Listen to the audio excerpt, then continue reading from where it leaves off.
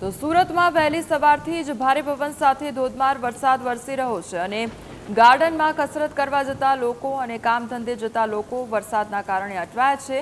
છેલ્લા 2 દિવસથી સુરતમાં સતત વરસાદ વરસી રહ્યો છે। તો સુરત ખાતે અનરાધાર વરસાદ વરસી રહ્યો છે અને સતત 2 દિવસથી વરસાદ વરસતા લોકોને હાલાકી વેઠવાનો વારો પણ આવ્યો છે।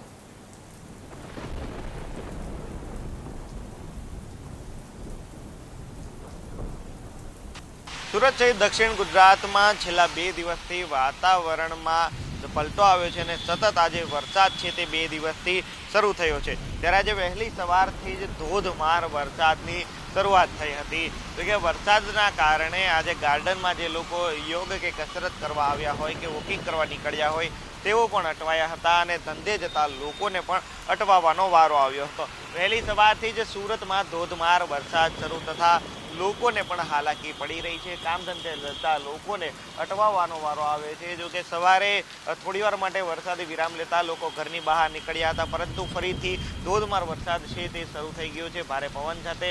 હાલ વરસાદ શરૂ થતા લોકોને હાલાકીનો સામનો કરવો પડી રહ્યો છે। જો કે લોકો છે તેઓ પણ પોતાની હેલ્થને લઈને મક્કમ હોવાના કારણે વરસાદ વચ્ચે પણ તેઓ ગાર્ડનમાં છે વોકિંગ કરી રહ્યા છે।